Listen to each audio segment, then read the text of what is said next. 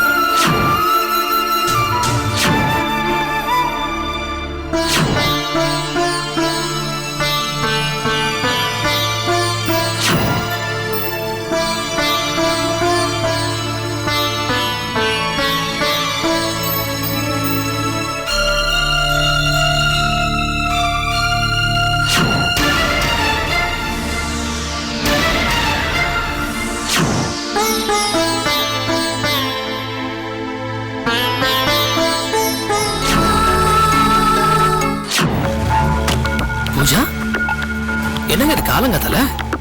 என்னங்க இது விடிஞ்சு விடியாமலும் வெட்டி வேகமா நினைக்கிறீங்க?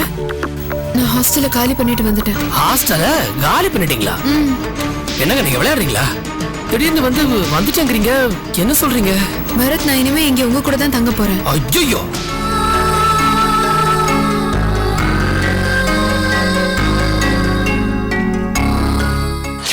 தினமும் காகத்துக்கு சாதம் வைப்பீங்களா? ஆமா, நீங்க எங்க வேலை செய்றீங்க? நான் ஒரு முதியோர் இல்லத்துல வார்டனா இருக்கேன். ஓ, இந்த காம்பவுண்ட் பிடிச்சிருக்கா? ரொம்ப பிடிச்சிருக்கு. இந்த காம்பவுண்ட்ல இருக்கிறவங்க எல்லாருக்கும் என்ன பிடிச்சிருக்குன்றதுனால இந்த காம்பவுண்டே எனக்கு பிடிச்சிருக்கு. உங்களை மாதிரி தாங்க, எல்லாருமே ரொம்ப யதார்த்தமா பழகுறாங்க. என் வாழ்க்கையில நான் எல்லாத்தையுமே இழந்திருக்கேன். இழந்த எல்லாத்தையுமே பரத்தை சந்திச்சது மூலமா ஈடு கட்டிட்ட மாதிரி நான் உணர்றேங்க. He's such a great man. எல்லாருக்குமே ஃபியூச்சர்ல என்ன நடக்க போகுதுன்னு தெரியாம இருக்கும். எனக்கு என்னோட பாஸ்ட் லைஃப் பத்தி எதுவுமே தெரியாது. எல்லாமே சீக்கிரம் ஞாபகம் வந்துடும்னு டாக்டர் சொல்றாரு. ஆனா எனக்கு எதுவுமே ஞாபகம் வர வேண்டாம்னு தாங்க தோணுது. ஏ, உங்க ஊர் உறவு இத பத்திலாம் தெரிஞ்சுக்கணும்னு உங்களுக்கு ஆசை இல்லையா? முன்ன அந்த ஆசையெல்லாம் இருந்துச்சு, ஆனா இப்போ இல்ல. யாதும் ஊரே யாவரும் கேளீர்ன்ற அளவுக்கு மனசு பக்குவப்பட்டுருச்சு. இதுக்கெல்லாம் காரணம் யார் தெரியுமா? பரத்.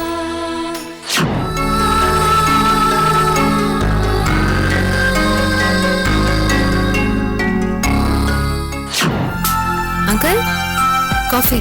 தேங்க்யூ. என்ன அங்கிள் ஒரே பரபரப்பா இருக்கீங்க? பிஸியா இருந்து பழகிட்டேனா, இப்ப ஃப்ரீயா இருக்க முடியல. என்னம்மா சிரிக்கிற?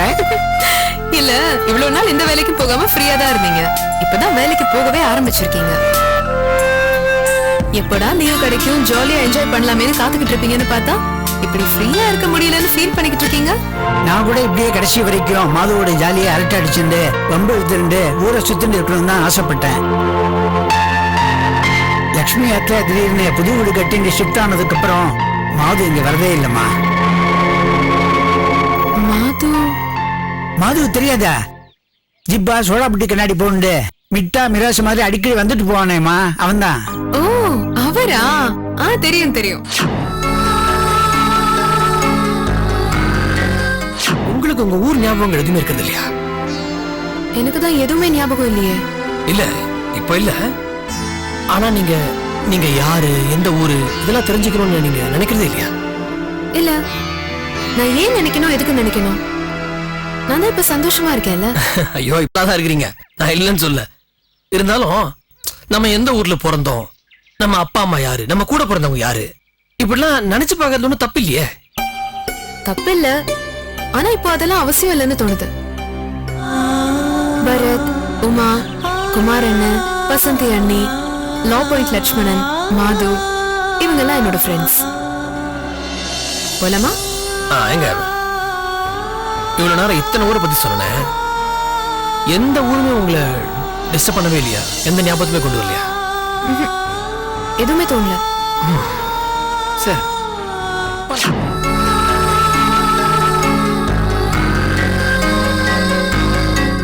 எப்படி இருக்கீங்க? நல்லா இருக்கம்மா. நீ எப்படிமா இருக்க? நான் நல்லா இருக்கேன். வசந்தி அக்கா நல்லா இருக்காங்களா? அவளுக்கு என்ன, எப்போதும் போல நல்லா இருக்கா. நான் மட்டும்தான் இப்படியே இருக்கேன். அன்னைக்கு வசந்தியோட அப்பா அப்படி பேசியிருக்கவே கூடாதுமா. வசந்தி ரொம்ப வருத்தப்பட்டாமா. எனக்கும் மனசு ரொம்ப கஷ்டமா இருக்குமா. சாரிமா. அண்ணே, நீங்க எதுக்கு சாரி சொல்றீங்க? அண்ட் அவர் எந்த தப்பும் பண்ணல. அவர் பொண்ணு மேல இருக்கிற அக்கறை எல்லாம் அவர் அப்படி பேசிட்டாரு. அதை நாம ஏன் தப்பா எடுத்துக்கணும்? இல்லம்மா, அவர் அப்படி பேசியிருக்கவே கூடாதுமா. இத பாருங்க, ஒவ்வொரு மனுஷனுக்கும் ஒவ்வொரு நேரம் இருக்கு. அது அவங்கள தேர்ந்தெடுத்துக்கிறது. இது சரியா இருக்கு இல்ல சரியா இல்லன்னு சொல்றதுக்கு நமக்கு என்ன உரிமை இருக்கு? இந்த தெளிவுதாமா உங்ககிட்ட எனக்கு பிடிச்ச விஷயமே.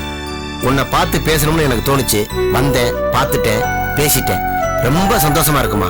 ஆமா, நீ எங்கேயாவது வெளியே போகணுமாமா? இல்ல, வீட்லயே நிறைய வேலை இருக்கு. நான் எங்கேயும் போல.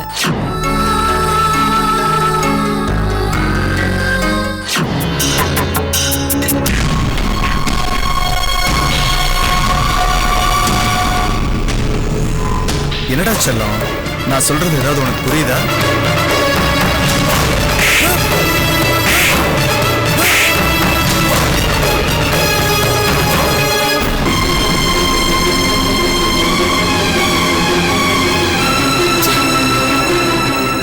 தொலைச்சிருவேன் ராஸ்கல். நம்ம காம்பவுண்ட்ல இருக்கிற பொண்ணு கிட்ட இப்படி அசிங்கமா பேசுவா? இல்ல மேடம், நீங்க என்ன தப்பா புரிஞ்சுக்கிட்டீங்க. நான் உமாவை சின்சியரா லவ் பண்றேன். அடச்சி, லவ் பண்றேன்னா சொல்லாத. காதலிக்கிறவன் பேசுற பேச்சா இது? நான் எல்லாத்தையும் கேட்டுட்டு தான் இருந்தேன். யாராவது மாட்டுவாங்களான்னு வலையை விரிக்க வேண்டியது. யாரும் மாட்டாதப்போ வலையை விரிச்சவனே மாற்ற நிலைமை வரும்போது வலையை சுருட்டிக்கிற மாதிரி வாழை சுருட்டிக்க வேண்டியது. உன்ன மாதிரி பசங்களை பத்தி எனக்கு நல்லா தெரியும்டா. கேக்குறதுக்கு ஆள் இல்ல நினைச்சு என்ன வேணா செய்யலாம் நினைச்ச பிச்சிருவேன் பிச்சு. ஜாக்கிரதை.